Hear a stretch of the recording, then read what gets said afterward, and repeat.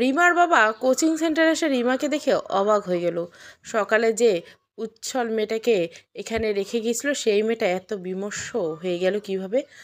আরেফিন সাহেব মেয়ের মুখের দিকে তাকিয়ে বলে, রিমা, তোর শরীর ভালো আছে তো? হ্যাঁ বাবা, আমি ঠিক আছি। মেয়েটাকে নিয়ে আফরিন সাহেবের বাড়ির পথে রওনা হলো। আফরিন সাহেব মেয়েটাকে দেখে ভাবছেন, ছোটবেলায় ওর সব আবদার ছিল ওনার কাছে, অথচ আজ মেয়েটাকে দেখে মনে হচ্ছে ও অনেক দূরের কেউ, সহজে কোনো কথা শেয়ার করতে চায় না। কবে মেয়েটা এত দূরে চলে গেলে উনি টেরই পেলেন না। মাঝে মাঝে মনে হয় ওনারা স্বামী স্ত্রী দুজনে চাকরি করেন, সেই সকালে দুজনে অফিসে চলে যান, আবার রাতে বাসায় ফিরেন। তারপর ছেলে মেয়েদের সাথে দু একটা কথা বলে টিভিতে খবর টক শোতে এত ব্যস্ত হয়ে যান, ছেলে মেয়েদের রেজাল্ট ভালো হয় বলে ওনার ধারণা সন্তানরা সঠিক ট্র্যাকে আছে। আজ মনে হয় ধারণাটা ভুল। শুধু লেখাপড়া দিয়ে নয়, আরও অনেক কিছুর দিকে খেয়াল রাখতে হয়। সন্তানেরা কোথায় যাচ্ছে, কাদের সাথে মিশছে, ওদের বন্ধুবান্ধবের সার্কেল কেমন, এসবের দিকেও নজর রাখতে হয়। নিজের সন্তানদের সাথে বন্ধুত্বের মতো মিশতে হয়। আজ আরেফিন সাহেব মনে হচ্ছে প্যারেন্টিংয়ে অনেক ভুল হয়েছে। এমন সময় মোবাইলে মেসেজের শব্দ হলো। তাকিয়ে দেখে সেই অপরিচিত নাম্বার থেকে মেসেজ এসছে, আর 24 ঘন্টা পরে আপনার মেয়ে আপনার সামনে দিয়ে আমার কাছে চলে আসবে। আপনার কিছু করার নেই, ভালোই ভালো মেয়েকে আমার হাতে তুলে দিবেন, নয়তো আপনার মান সম্মানের 12টা বাজিয়ে দিব। আরেফিন সাহেব বাড়িতে এসে মেয়েকে কাছে ডেকে বললেন, তোর কি কারোর সাথে সম্পর্ক হয়েছে? আমাকে বলতে পারিস, আমাকে বলতে ইচ্ছে না হলে তোর মাকে বলতে পারিস। রিমা ভ্যাবাচাকা খেয়ে বলল, না বাবা, সেসব রকম কেউ নেই। আরেফিন সাহেব ফোনটা বের করে রিমাকে দেখিয়ে বলল, এই নাম্বারটা কি তোর পরিচিত? রিমা তাকিয়ে দেখলো ওটা জুনায়েতের নাম্বার। ওর আরও অবাক হওয়ার পালা। জুনায়েত কয়েক মাস ধরে ওর বাবাকে ব্ল্যাকমেল করেই চলেছে। ও আবারও জুনায়েতের ব্যাপারটা গোপন করে গেল। সন্ধ্যা হয়ে আসছে, মাগরিবের আজান শোনা যায়। রিমার মা আর রিমা ওর দুই ভাই উজু করে নামাজ পড়তে বলল। রিমার বাবা ওর মাকে বলল, মাগরিবের আজান দিচ্ছে, উজু করে এসে ছেলে মেয়েদের সাথে জামাত করে নামাজ পড়ে নাও। রিমার মার মনে হলো ওর বাবা যেন ওনার কথা শুনতে পেলেন না, অন্য জগতে বিরাজ করছেন। উনি যেন টেনশনে অস্থির হয়েছেন। তাই রিমার বাবা ওর মাকে বলল, তুমি কি কোনো বিষয় নিয়ে টেনশন আছো? তুমি কি আমাকে কিছু বলছো? হ্যাঁ, এখানে তো তুমি ছাড়া কেউ নেই। রিমার বাবা মোবাইলের মেসেজগুলো বের করে রিমার মাকে বলল। রিমার মা মেসেজগুলো সব পড়ে ওর বাবাকে বলল, তুমি এতদিন এগুলো আমাকে দেখাওনি কেন? আমার মনে হয়েছে কেউ হয়তো আমাকে ভয় দেখাতে চাচ্ছে, আমার মেয়ের পিছনে শত্রু লেগেছে।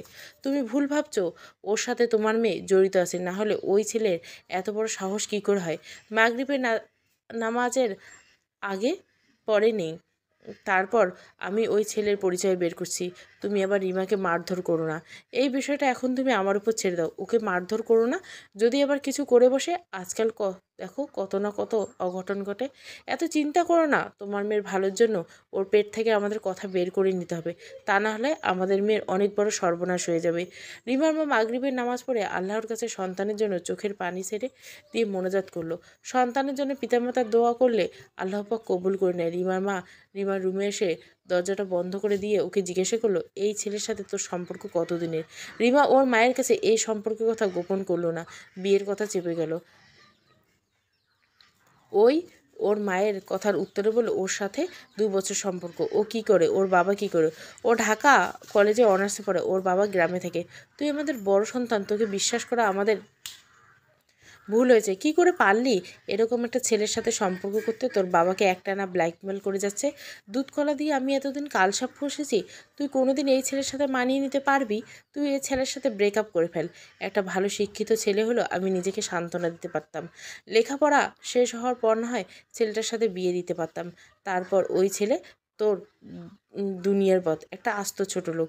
রিমা ওর মাকে হ্যাঁ না কিছু বলল না। ওর মা রেগে গিয়ে ওকে কষে থাপ্পড় দিয়ে বলল, তোর জন্মের সময় যদি জানতাম তুই এইভাবে আমার বুকে ছুরি মারবি, আতুর ঘরে মুখে লবণ দিয়ে তোকে মেরে ফেলতাম।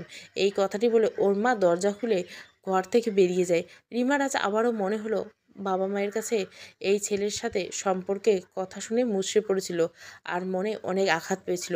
রিমাকে তো উনি জিজ্ঞাসা করেছিলেন, রিমা ওনার কাছে পুরো বিষয়টা লুকিয়েছিল।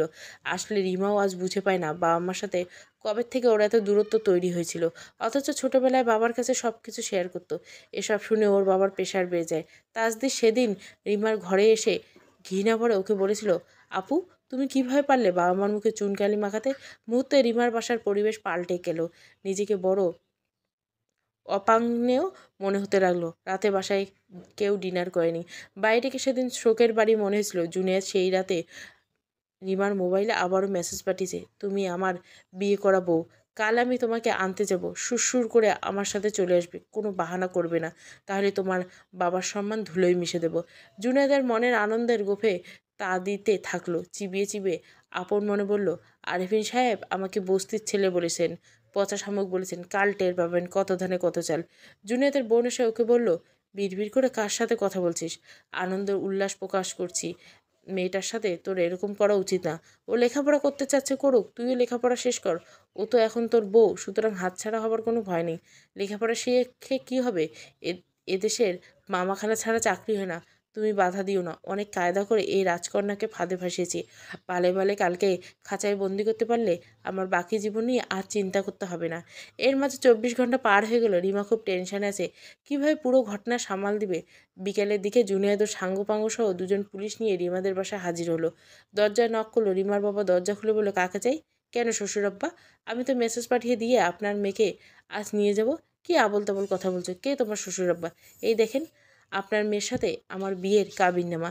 রিমার বাবা মাথা চক্কর দিয়ে পড়ে যেতে লাগলো।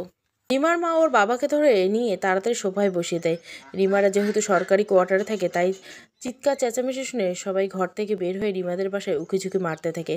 জুনিয়র দরজার দাঁড়িয়ে রিমাকে বলল, রিমা তাড়াতাড়ি চলো, তুমি আমার বিয়ে করাবো, দেখি তোমাকে কে আটকায়। আমি সাথে পুলিশ নিয়ে এসেছি। অন্যের বউ করে জোর করে আটকে রাখা এক ধরনের অপরাধ। রিমাকে নির্লিপ্তভাবে দরজার দিকে এগিয়ে যেতে দেখে রিমার বাবা চিৎকার করে ওর মাকে বলল, ওরা আমার কলিজাটাকে আমার শরীর থেকে বের করে নিয়ে যাচ্ছে, আমার নির্বোধ মেয়েটা আগুনে ঝাঁপ দিতে যাচ্ছে, তুমি আটকাও। রিমার মা বলল, শান্ত হও। রিমার বাবা যেতে চায় তাকে তুমি আটকে রাখবে কিভাবে? দেখি আল্লাহ পাক আমাদের ভাগ্যে কি লিখে রেখেছেন। ততক্ষণে রিমা দরজার কাছে পৌঁছে জুনায়েদকে বলল, তুমি মনে হয় আমার চিঠিটা পাওনি। কিসের চিঠি ডার্লিং? তোমাকে ডিভোর্স চিঠি পাঠিয়ে দিছি, আজ না পেলেও কাল পেয়ে যাবে। আমি জানি রিমা, তুমি তোমার বাবা মাকে ভয় পেয়ে এই কথা বলছো। ভয় পাওয়ার তো কোনো কারণ নেই। আইনত তুমি আমার স্ত্রী। আগাম সতর্কতার জন্য আমি সাথে পুলিশ নিয়ে এসেছি। তুমি নির্ভয়ে আমার সাথে চলো। আমি সজ্ঞানে নির্ভয়ে তোমাকে ডিভোর্স দিচ্ছি। তুমি আমার কথা বুঝতে পারছো না? আমি তো হিব্রু ভাষায় কথা বলছি না, খাঁটি বাংলা ভাষায় তোমার সাথে কথা বলছি। আর এই যে পুলিশ ভাই, আপনারা নিজ কানে শুনলেন তো, আমার সাথে ওর এখন কোনো সম্পর্ক নেই।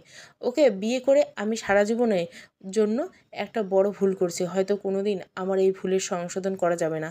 আমার দুর্ভাগ্য, আমি ভুল মানুষকে ভালোবেসেছিলাম। আপনারা এখন আসতে পারেন। এই কথা বলে রিমা চলে আসে।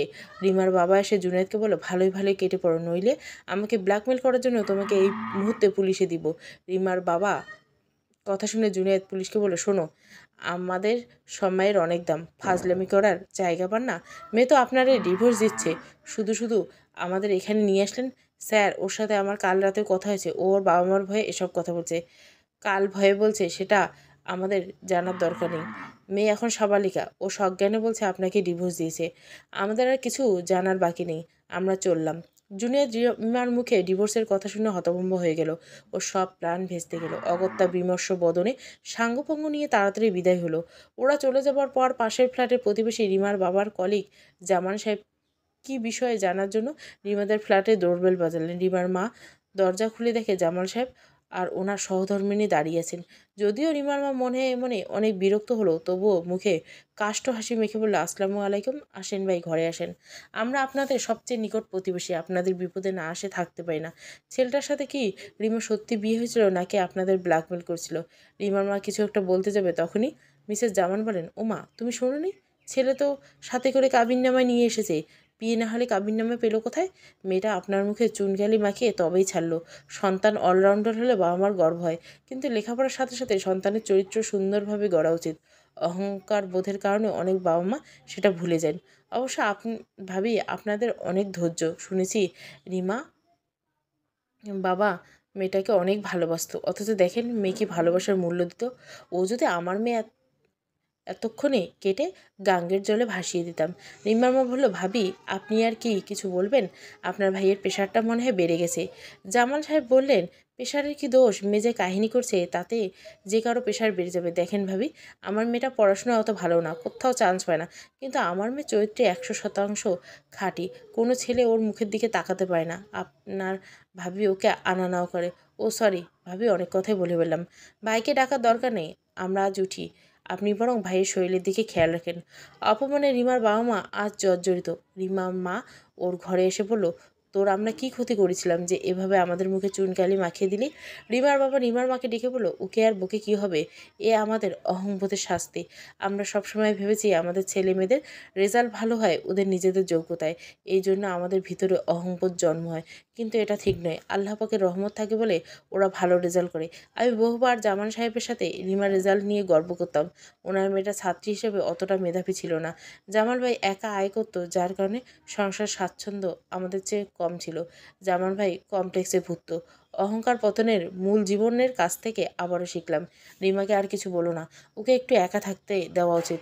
তারপর আজ মনে হলো মেয়েটা আমার এখনও শেষ হয়ে যায়নি। ও যে সঠিক পথে ফিরে এসেছে আমি এতেই খুশি। রিমার বাবা মা আর ওর দুই ভাইসহ টেবিলে ডিনার করতে বসলো। রিমার মা রিমাকে ডিনার করতে ডেকেছিল। ও বলেছিল ও রাতে কিছু খাবে না। রিমার মাও জোর করেনি। ওরা তাড়াতাড়ি ডিনার শেষ করলো। রিমার বাবা ওষুধ খেয়ে শুয়ে পড়লো। রিমার মা টেনশনে জেগে আছে।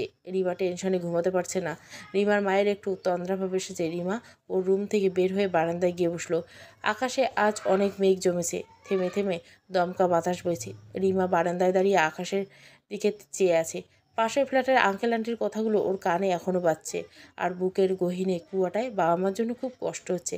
দমকা বাতাসে ঝাপটায় শীতল বাতাস রিমাকে ছুঁয়ে দিয়ে যাচ্ছে। ওর ভিতরে কষ্ট আর যন্ত্রণাগুলো এই বাতাসে উড়িয়ে দিতে পারত। ক্ষণিকের জন্য হলো বুকের ভিতরটা হালকা হতো। রিমা অপেক্ষা করছে একটা বৃষ্টির। অনেকদিন ধরে একটা অপরাধবোধ দহনে পুড়তে পুড়তে অঙ্গার হয়ে আসছে। বৃষ্টির জল এসে যদি আগুনটা নিভিয়ে দিতে পারত, রিমার জ্বালাটা দূর হতো। রিমা ওর ভুলে ওরা ভরা অতীত ভুলে যেতে চায়। ও আর পিছনের দিকে তাকাতে চায় না। মাঝরাতে বারান্দায় ধপাস করে শব্দ হলো। রিমার মা বারান্দায় এসে দেখে রিমা মেঝেতে পড়ে আছে। রিমার মা টেবিল থেকে গ্লাসে পানি এনে মুখে ছিটা দিতে রিমা চোখের পাতা নড়ে উঠল। ঠোঁটটা কেঁপে উঠছে। ও যেন কিছু বলতে যাচ্ছে। ওর মা মেয়েকে তুলে কোলের কাছে বসালো। তারপর মেয়ের মুখের কাছে মাথাটা নামিয়ে শোনার চেষ্টা করছে। মাফ করে দাও, শুধু এই কথাটা শুনতে পেল। মেয়েটা আবার জ্ঞান হারিয়ে ফেলল। রিমার মা চিন্তিত হয়ে ওর বাবাকে অ্যাম্বুলেন্স ডাকতে বলল। তাড়াতাড়ি রিমাকে নিয়ে হাসপাতালে ভর্তি করানো হলো। ডাক্তার চেক আপ করে ওষুধ দিয়ে গেছে। হয়তো কিছুক্ষণের মধ্যে জ্ঞান ফিরে আসবে।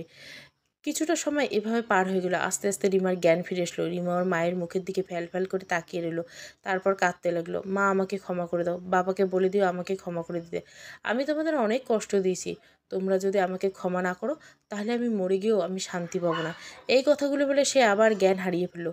রিমার বাবা হন্তদন্ত হয়ে ডাক্তারের কাছে গিয়ে বলল, প্লিজ ডক্টর, দেখুন না ওর কী হয়েছে। এক্ষুনি কথা বলতে বলতে সেন্সলেস হয়ে গেল। ডাক্তার পালস চেক করে বললে, চিন্তা নেই, সব ঠিক আছে। শরীর দুর্বল আর সাথে সাথে মানসিক চাপ সামলাতে পারছে না বলে এমন হচ্ছে। ডক্টর ঘুমের ওষুধ দিয়ে ঘুম পাড়িয়ে দিল। এর মাঝে দুদিন কেটে গেল। ধীরে ধীরে রিমা আজ চোখ খুলল। অতিরিক্ত ঘুমের কারণে চোখ দুটো ভারী হয়ে আসছে। বাঁ হাত তুলতে গিয়ে রিমা দেখলো চিনচিনে ব্যথা অনুভব করছে। তাকিয়ে দেখে হাতে স্যালাইনের চ্যানেল করা হয়েছে। উচ্ছল রিমা মেয়েটি এখন পুরোপুরি অন্তর্মুখী হয়ে গেছে। সুস্থ হওয়ার পর রিমা ওর বাবা মার সাথে বাসায় ফিরে এসেছে। এর মাঝে রিমার বাবা জুনিয়াতের সাথে রিমার ডিভোর্সের বিষয়টা ফয়সলা করে ফেললো। রিমা আস্তে আস্তে নিজেকে সবার কাছ থেকে গুটিয়ে নিয়েছে।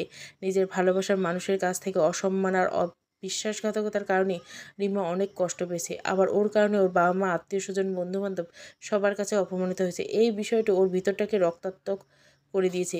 জীবনটার উপর ওর বিতৃষ্ণা ধরে গেছে। এখন কারো কোনো কথাই রিমার এখন কিছু আসে যায় না। কারোর সাথে ওর সম্পর্ক রাখতে ইচ্ছে হয় না। এমনকি তানভীর আর তাসশিতের সাথেও রিমা ভালো করে কথা বলে না। চোখের সামনে বোনটার এই অবস্থা থেকে ওদের মনটা বিমর্ষ হতে থাকে। এত হাসি খুশি পরিবারটা মুহূর্তে বিপর্যস্ত হয়ে গেল। সন্ধ্যা ঘনিয়ে এসছে। তাসশিদ আর তানভীর ওর বাবার সাথে স্কুল থেকে বাসায় ফিরল। রিমার মা এখনও ছুটিতে আছে। রিমা এখনও সম্পূর্ণ সুস্থ হয়নি। রিমা ফুপুটাকে রাগ করে ওর মা দেশে পাঠিয়ে দিছে। সে তো রিমার বিষয়ে সব জানতো, তারপরে কেন ওনাদের জানানি। তাসির যদিও বোনের উপর খুব বিরক্ত, কিন্তু তানভীর রিমার জন্য খুব মায়া হলো। ও রুমিয়ার কাছে গিয়ে বসলো। ওর মাথায় হাত বুলিয়ে দিয়ে বলল, আপু, তুমি এভাবে মন খারাপ করে থাকলে আমার খুব কষ্ট হয়। তুই তাড়াতাড়ি নিজেকে সামলে নে, সব আবার নতুন করে শুরু কর। রিমা কাষ্ঠ হাসি এসে বলল, তুই কবে এত বড় হলি গেলি রে ভাই? কেবল তো ক্লাস 9-এ উঠছিস, অথচ কত সুন্দর করে আমাকে অনেক দামি কথা বললি। আমার মতো কুলাঙ্গার হোস না। বাবা মায়ের মনে কখনো কষ্ট দিস না। আমি তো পারলাম না। তোরা দুই ভাই অন্তত বাবা মায়ের স্বপ্ন পুরুষ করিস। আপু, এভাবে বলো না। তোমার সময় এখনো ফুরিয়ে যায়নি। তুমি ঘুরে দাঁড়িয়ে সবাইকে দেখিয়ে দাও তুমি সিদ্ধারা সোজা করে উঠে দাঁড়াতে জানো। মাগরিবের আজান শোনা যায়। তানভীর উজু করতে করতে চলে গেল। রিমা উজু করে নামাজ পড়ে লাইট অফ করে শুয়েছে। এই মুহূর্তে রিমা আর কোনো স্বপ্ন দেখতে চায় না। ডিপ্রেশন ওকে এতটাই গ্রাস করছে, ও ভবিষ্যৎ নিয়ে আর ভাবতে চায় না। ওর সমস্ত স্বপ্নগুলো নিষ্ঠুর বাস্তবতার সামনে দাঁড়িয়েছে। এখন ওর মনে হচ্ছে পৃথিবীতে বেঁচে থাকা অনেক কঠিন, তবুও সে বাঁচতে হবে। আত্মহত্যা করা মহাপাপ। আর কার জন্যই বা সে মরতে যাবে? আর কেনই বা মরবে? যিনি তার জীবনের দান করছেন তার জন্য ইবাদত না করে জীবনটা পার করে দিবে? আজ রিমা ওর দোষে কঠিন পথের একাকী যাত্রী। ওর মনে হচ্ছে সামনে এগিয়ে যাবার রাস্তাও হারিয়ে ফেলছে। ওর পিছনে ফেরার রাস্তা বন্ধ। রিমার মা অর্জিত ছুটি নিয়ে সর্বক্ষণিক রিমাকে আগলিয়ে রেখেছে। আসলে বয়ঃসন্ধিকালে ভুলের কারণে অনেকের জীবন থেকে হারিয়ে যেতে চায়। এই সময় বাবা মা ভাই বোনের সহযোগিতা সবচেয়ে বেশি দরকার পড়ে। ডাক্তারের পরামর্শে ওই বছর রিমা কোথাও ভর্তি হয়নি। ওর পরিবার সবাই সেদিন ওকে আগলে রেখেছিল। ওর বাবা মানুষের টিটকারি আর টিপ্পনির কারণে কোয়ার্টার ছেড়ে ওদের নিয়ে মিরপুরে বাসায় শিফট করেছিল। তানভীর সেদিন এর কথাগুলো ওর ভিতরে অনেক আলোড়িত করেছিল। আসলে তো হার মেনে জীবন বেঁচে থাকার কোনো মানে হয় না, অথচ লড়াই করে পৃথিবীতে টিকে থাকার মধ্যে আনন্দ লুকিয়েছে। 1 বছর পর রিমা রাজশাহী ভার্সিটি থেকে ইংরেজি সাহিত্যে ভর্তি হয়। ও আসলে ঢাকাতে থাকতেই চাইছিল না। ওর বন্ধুবান্ধবরা মেডিকেল বুয়েট ঢাকা ভার্সিটিতে পড়াশোনা করে। এর ফলে ওর মনের উপর প্রচণ্ড প্রেশার হয়। তাই নিজের ইচ্ছাতে রাজশাহীতে পড়তে গেল। এর মাঝে ওর বাবা স্ট্রোক করলো। এত আদরের মেয়ে এই অবস্থা উনি মনের দিক থেকে মেনে নিতে পারেননি। রিমা আস্তে আস্তে নিজেকে সামলে নিয়েছে। বাবার অসুস্থতা বাবার পাশে থেকেছে। নিজেও ভার্সিটিতে ওর সাবজেক্টে সর্বোচ্চ নম্বর পেয়ে অনার্স কমপ্লিট করেছে। দরজায় কে যেন লক করলো। নক করার শব্দে অতীতের খোড়া খাতা থেকে রিমা বর্তমানে ফিরে আসলো। ও ঘড়ির দিকে তাকিয়ে দেখলো বিকাল 5টা বাজে। মনে হয় শাহেদ অফিস থেকে ফিরে এসেছে। দরজা খুলে দেখে শাহেদের মুখ গম্ভীর। রিমা ওর দিকে তাকিয়ে ওয়াশরুমে গিয়ে উজু করে আসলো। একটু পরেই মাগরিবের আজান দেবে। শাহেদ ড্রেস চেঞ্জ করতে করতে রিমাকে বললো, মা বললো তুমি নাকি বমি করছো, বাচ্চাও নাকি কনসেপ্ট করছো। আমাদের তো এখনও বিয়ের 1 মাস হয়নি, এত তাড়াতাড়ি কেউ বাচ্চা কনসেপ্ট করে? তার আগে আমি জানতে চাই তুমি আমাকে বিশ্বাস করো কি না। হ্যাঁ, আমি মানছি অসাবধানতায় আমার জীবনে এক বিশাল ভুল বলো, অন্যায় বলো, পাপ বলো আমি করেছি। কিন্তু আমি তো সে জায়গা থেকে ফিরে এসেছি। তোমাকে কমপ্লেন করছি না আমি, কিন্তু মা আমাকে মেনে নিতেও পারছে না। এই বিষয়টা নিয়ে মা আমাকে প্রতিদিন খোঁটা দেয়। এসব খোঁটা শোনা আমার এখন অভ্যাস হয়ে গেছে। তবে তুমি যদি আমায় বিশ্বাস করো, জীবনের সব কিছুই আমি জয় করে নিতে পারবো। রিমা, আমি তো তোমাকে বিশ্বাস করি বলে তোমার সবটা জেনে আমি তোমাকে বিয়ে করতে রাজি হয়েছি। কিন্তু মা বলছে এই বাচ্চাটাই অবসান করে ফেলতে। আর আমাদের তো কেবল বিয়ে হয়েছে, বাচ্চা নেওয়ার অনেক সময় পাওয়া যাবে। দেখো, আমার পক্ষে অবসান করা সম্ভব নয়। মা যেহেতু আমাকে এত বড় অভিযোগের কাঠগড়ে দাঁড় করেছে, তাই আমার যতই কষ্ট হোক, যত অপমান হোক না কেন, আল্লাহ পাকের উপর ভরসা করে আমি আমার সন্তানকে পৃথিবীর আলো দেখাবো। আর আমি নিজে ডিএনএ টেস্ট করে প্রমাণ দিব এই সন্তান তোমার। শায়দ রিমাকে আর কিছু বলল না। যদিও রিমার সাথে ওর প্রেমের বিয়ে না, তবুও এই কয়েকটা দিনে মেয়েটাকে অনেক আপন মনে হয়। ও খুব লড়াকু একটা মেয়ে। শায়দ জানে ও বাসায় না থাকলে ও মা ওর ভাবি রিমার সাথে খারাপ ব্যবহার করে, কারণ রিমার ওই বিষয়টা মা মেনে নিতে পারেনি। মার কথা হচ্ছে, পৃথিবীতে কি এতই মেয়ের অকাল ছিল যে ওকেই বিয়ে করতে হলো? এমন সময় শাহেদের মা এসে দরজায় নক করলো। শায়দ দরজা খুলে ওর মাকে বলে, কিছু বলবি মা? সকালে তো লাঞ্চ নিয়ে বেরোস নেই, টেবিলে ভাত বেড়েছি, খেতে হয়। ঠিক আছে মা, তুমি যাও, আমি মাগরিবের নামাজ পড়ে আসছি।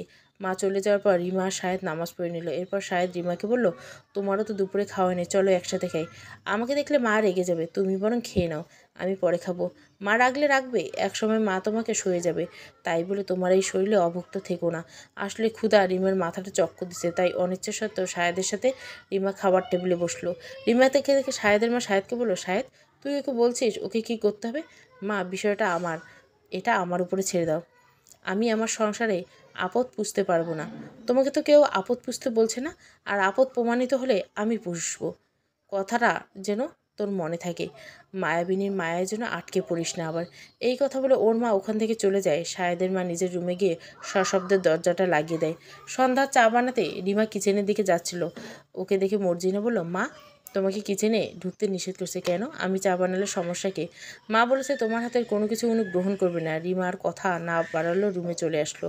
মর্জিনা চা বানিয়ে শুধু শাহেদের চাটা ওদের ঘরে গিয়ে গেল। শাহেদ রিমাকে বলল, তোমার চাটা নিয়ে আসো, দুজনে মিলে একসাথে খেয়ে। তুমি চা খেয়ে নাও, আমার এখন চা খেতে ইচ্ছে করছে না। মর্জিনার শাশুড়ি রুমে চা, টোস্ট, বিস্কুট পিসে সুন্দর করে সাজিয়ে দিয়ে গেল। এরপর শাশুড়িকে বলল, মা, বাচ্চাটা অ্যাবর্শন করতে শাহেদ ভাই রাজি হয়েছে। আমি তো আমার মত জানিয়ে দিছি, দেখি শাহেদ কী করে। আয়শা ঘুম থেকে উঠছে। না মা, উঠেনি। যাও ওকে উঠিয়ে দাও, এরপর আবার রাত জাগবে, রাতে আর ঘুমাতে চাইবে না। তোমার মেয়ের জন্য আমার ছেলের রাতের ঘুম হারাম হয়।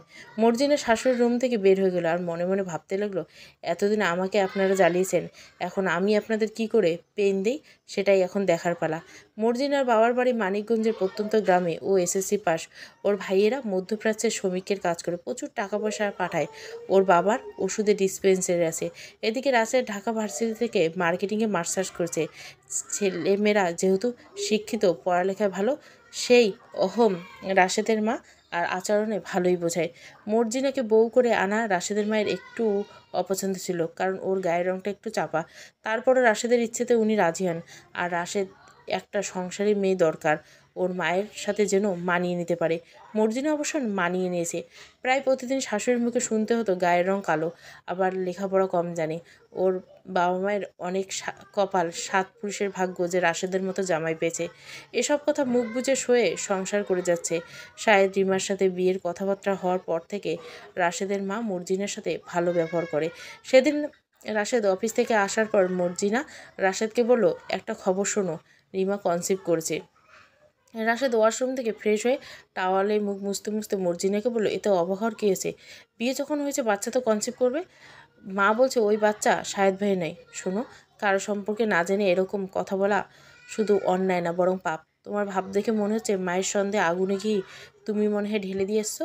এসব নোংরা কথা সময় নষ্ট না করে আমাকে চা দাও, আমি মায়ের ঘরে আছি। রাশেদ মায়ের ঘরে গিয়ে বসলো। মাকে বলল, কী ব্যাপার মা, এই সময় শুয়ে আছো? তোমার শরীর ভালো আছে তো?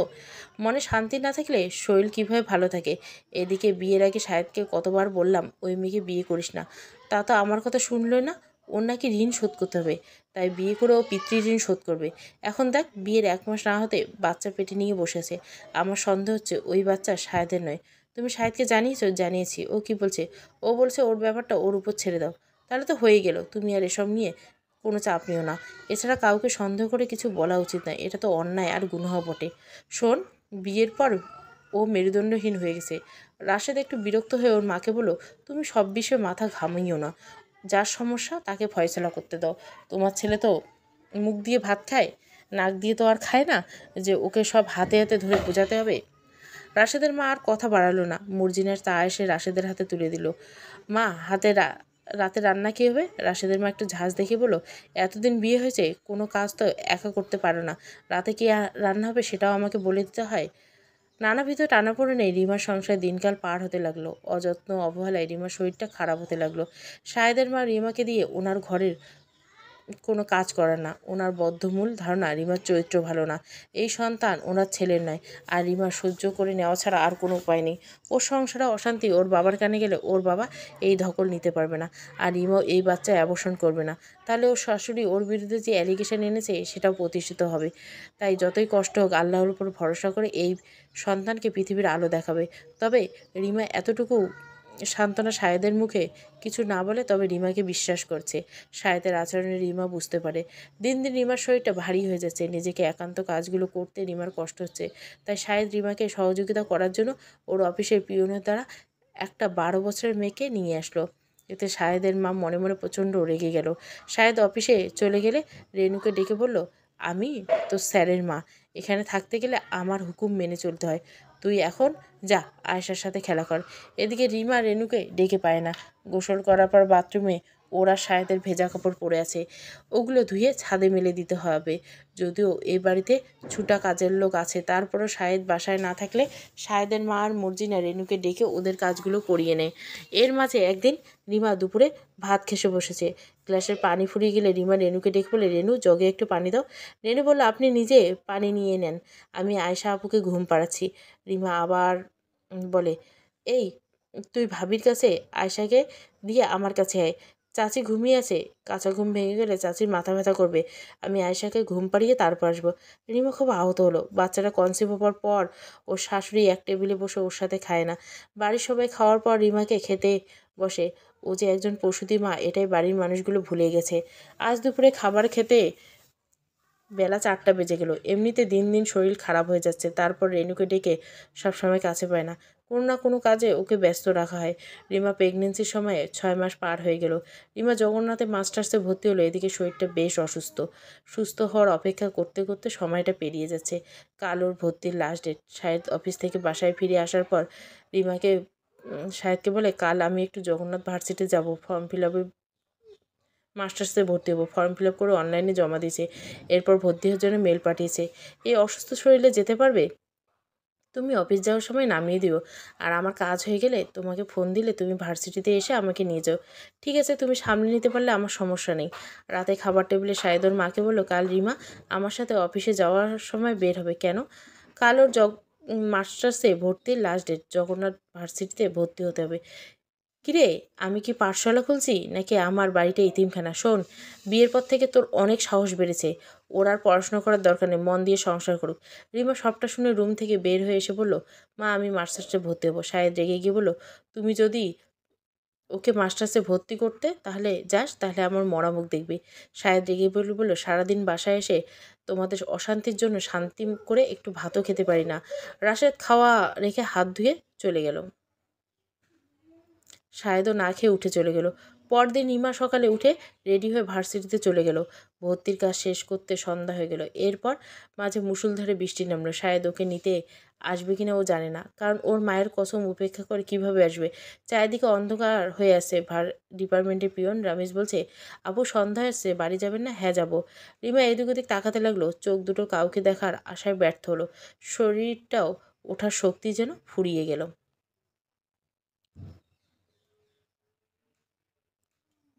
তারপর শরীরটাকে টেনে রিমা দোতলা থেকে আস্তে আস্তে নিচে নামলো। সন্ধ্যা ঘনিয়ে আসায় চারিদিকে আলো আঁধারেতে ঢেকে গেল।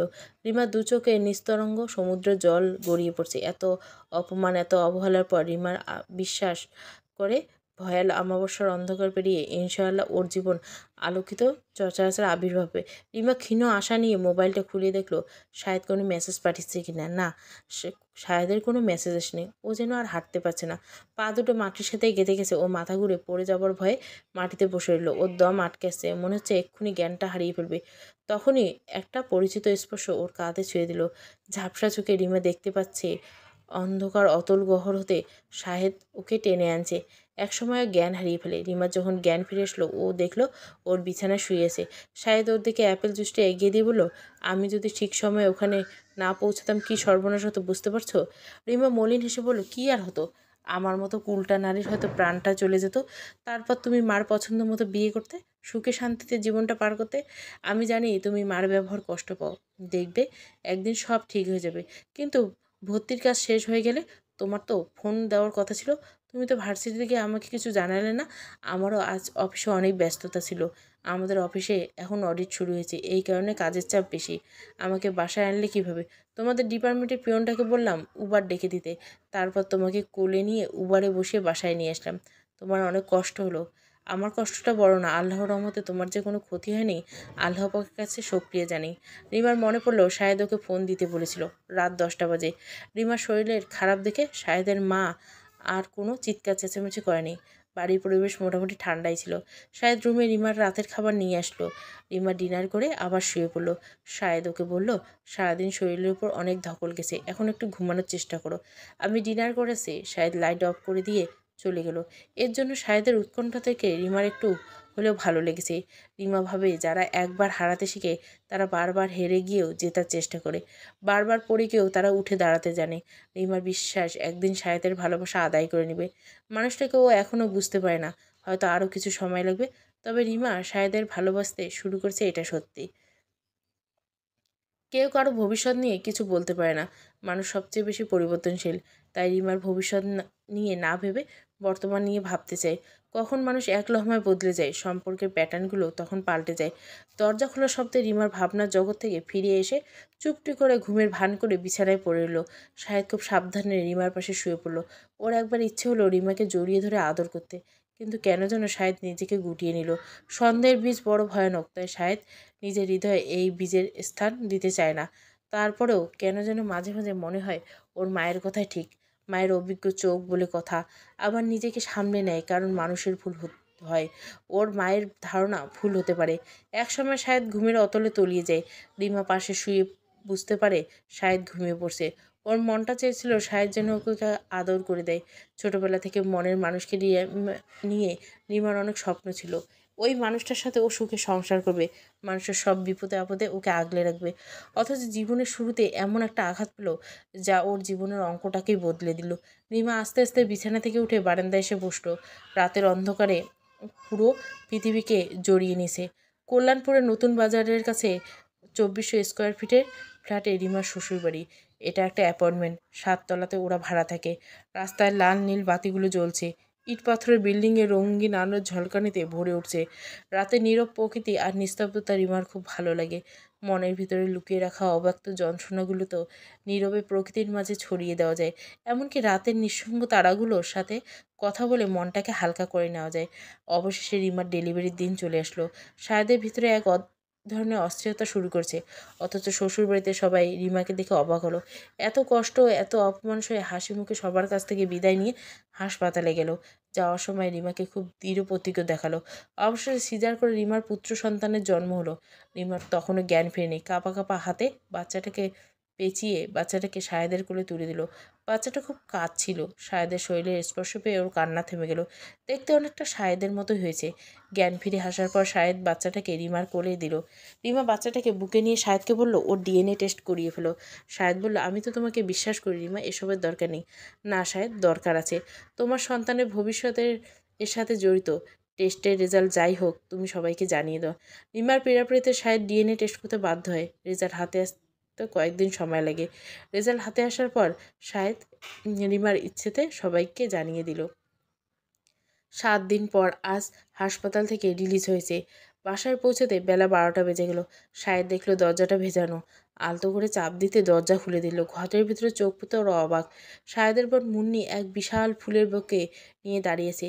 রিমার শাশুড়ি মিষ্টির প্লেটের হাতে হাসি মুখে দাঁড়িয়েছে। ঘরে আসো ছোট বউ। শাশুড়ি আদুরি ডাকে রিমার চোখ দুটো ঝাপসা হয়ে গেল। ঘরে ঢোকার সময় মুন্নি 10 বছরের মেয়ে লিজা ফুলের পাপড়ি ছিটিয়ে ওদের অভিনন্দন জানালো। মর্জিনা দৌড়ে এসে সায়েদের কোল থেকে বাচ্চাটাকে কোলে তুলে নিল। সায়েদের মা রিমাকে মিষ্টিমুখ করলো। আয়েশা রেনুর কোলে বসে ভাইয়ের গৃহপ্রবেশের আনন্দ অনুভব করতে লাগলো। আর রাশেদ পুরো দৃশ্য মোবাইলে ক্যামেরা বন্দি করলো। এসব দেখে রিমার চোখ দুটো জলে ভরে উঠল। এমন দিন ওর জীবনে আসবো স্বপ্নেও ভাবতে পারিনি।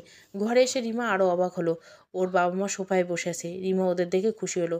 তোমরা কখন এলে? রিমার মা বলল, সকালে বেআইন ফোন করে বলল আপনাদের নাতি হয়েছে, তাড়াতাড়ি বাসায় চলে এসেন। তুই তো আমাদের কিছু জানাসনি। আব্বুকে নিয়ে তুমি এমনিতেই ব্যস্ত থাকো, তাই তোমাকে জানানো হয়নি। তবে আমি যে কনসিভ করছি এটা তোমাকে জানিয়েছিলাম। আমি ভাবছিলাম তোর ডেলিভারির ডেট মনে হয় সামনের মাসে। মা, তানভীর আর তাসজিদ আসলো না? ওরা টাঙ্গাইল থেকে রওনা দিছে। মুন্নি এসে রিমাকে বলল, তোমার লড়াইয়ে জিতে ফেরার জন্য আমার তরফ থেকে এই উপহারটা গ্রহণ করো। মুন্নির বর মুন্নিকে বলল, তুমি চেনটা রিমার গলায় পরিয়ে দাও। মুন্নি চেনটা রিমার গলায় পরিয়ে দিল। রিমা তখন থেকে কেঁদেই চলছে। ও শাশুড়ি রিমাকে জড়িয়ে ধরে বলল, অনেক কেঁদেছো, আর কাঁদতে হবে না। পারলে তোমার এই বুড়ো মেয়েটাকে ক্ষমা করে দিও। আসো, আমার বুকে আসো। রিমা শাশুড়ির বুকে পরম স্নেহে মাথা এলিয়ে দিল। রিমাও যদিও শাশুড়ির উপর অনেক কষ্ট, অনেক অভিমান জমা ছিল, তারপরও সায়েদের মা হিসাবে শাশুড়িকে ক্ষমা করে দিল। বিয়ের পর থেকে সায়েদ সবসময় ওর পাশে চেয়েছিল। জীবনের সাথে দীর্ঘ লড়াই পরে আজ বড্ড ক্লান্ত। একটা সুন্দর স্বাভাবিক পেতে ওর মন চায়। তাই ওর প্রতি হওয়া সব অন্যায়কে ক্ষমা করে সুখ শান্তিকে ভরা জীবনকে আহ্বান করলো। মেয়ের সংসারে উপচে পড়া সুখ দেখে রিমার বাবা মার চোখ দুটো আনন্দের সাগর বয়ে গেল। সায়েদ ওর মাকে বলল, মা, রিমা ঘরে গিয়ে ফ্রেশ হোক, বাবু এখন তোমাদের কাছে থাক। ঠিক আছে, তুমি রিমাকে নিয়ে যাও। রিমার শাশুড়ি মর্জিনাকে বলল, দাও, নাতিটাকে আমার কোলে দাও। মুন্নি আর তুমি রান্নাঘরে গিয়ে খাবারের ব্যবস্থা করো। সায়েদ রিমাকে ঘরে নিয়ে গিয়ে বুকের কাছে শক্ত করে জড়িয়ে ধরে বলল, পরম বিশ্বাসে আল্লাহ পাকে সাক্ষী রেখে এই হাত আমি ধরেছি। আমি তো আমার বুকের সাথে তোমায় জড়িয়ে রাখবো। রিমা অনুভব করলো ওর আর সায়েদের মাঝখানে অবিশ্বাসের দেওয়ালটা সায়েদের ভালোবাসায় ভেঙে চৌচির হলো। 5 বছর পর রিমা ইংরেজি সাহিত্যে মাস্টার্স কমপ্লিট করে হলি কোর্সে জয়েন করছে। 4 বছর ধরে শিক্ষকতা করছে। রিমা এখন বাবার শ্বশুরবাড়ির লক্ষ্মী বউ আর বাবার বাড়ির লক্ষ্মী মেয়ে হয়ে উঠছে। কর্মস্থলে সবার আদর্শ শিক্ষক। কিন্তু রিমার এই জার্নি এত সহজ ছিল না। অনেক চড়াই উতরাই পার করে সুখ সন্ধান পাখিটির সন্ধান পেয়েছে।